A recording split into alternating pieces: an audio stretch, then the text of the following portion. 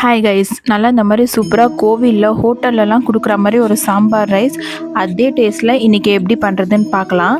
அதுக்கு குக்கரில் 1 கப் அரிசிக்கு 1/2 கப் பருப்புன்றதில் ஊற வச்சுருந்தோம்.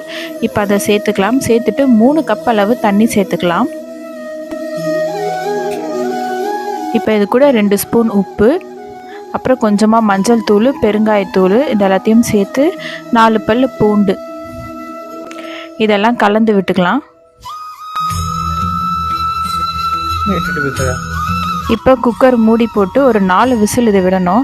இப்போ தனியாக ஒரு கடாயில் உங்களுக்கு பிடிச்ச வெஜிடபிள்ஸ்லாம் சேர்த்துக்கோங்க. நான் இன்றைக்கி கத்திரிக்காய், முருங்கைக்காய், பூசணிக்காய், பரிங்கக்காய் இது எல்லாமே சேர்த்துருக்கேன். இப்போ இந்த காயெல்லாம் முங்குற அளவு தண்ணி சேர்த்துக்கோங்க. சேர்த்துட்டு 2 தக்காளி எடுத்துருக்கேன், அதையும் இது கூட சேர்த்துக்கலாம்.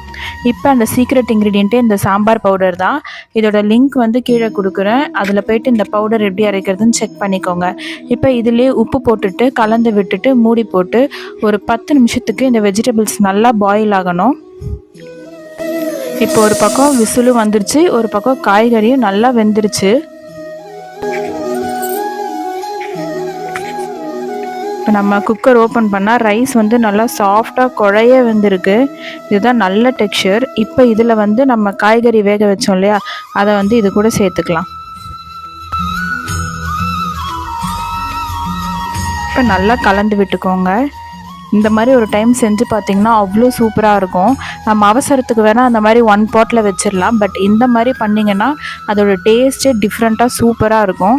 இப்போ இதில் ஒரு நெல்லிக்காய் சைஸ் அளவு புளி ஊற வச்சுருந்தேன், அதையும் இது கூட சேர்த்து நல்லா கலந்து விட்டுக்கலாம். அண்ட் இதில் ஃபைனல் டச்சே இந்த ஜாகரி தான். இந்த வெல்லம் சேர்க்க மறந்துடாதீங்க. 1 ஸ்பூன் அளவு வெல்லம் சேர்த்து மிக்ஸ் பண்ணி விட்டுக்கலாம். இப்போ தனியாக தாளிப்பு கொடுத்துக்கலாம். ஒரு 6 ஸ்பூன் அளவு நெய் சேர்த்துக்கலாம். நெய் தான் நல்லா வாசனையாக இருக்கும், இல்லைனா நீங்கள் எண்ணெய் கூட சேர்த்துக்கலாம். இப்போ கடுகு, ஜீரகம், கொஞ்சமாக உளுத்தம்பருப்பு, வெந்தயம், சின்ன வெங்காயம்னா பெரிய வெங்காயம் கூட போடலாம். பட் சின்ன வெங்காயம் தான் நல்லா டேஸ்ட்டாக இருக்கும். இப்போ தாளிப்பு கொடுத்துட்டு அதை சாம்பார் ரைஸ் கூட சேர்த்து மிக்ஸ் பண்ணி விட்டிங்கன்னா சூப்பராக ஹோட்டல் கோவிலெலாம் கொடுக்குற டேஸ்ட்டில் ஒரு சாம்பார் ரைஸ் ரெடி ஆயிடுச்சு. கண்டிப்பாக உங்களுக்கு இந்த வீடியோ பிடிச்சிருக்கும். இந்த டிஷ்ஷையும் கண்டிப்பாக ட்ரை பண்ணி பாருங்கள். தேங்க்யூ.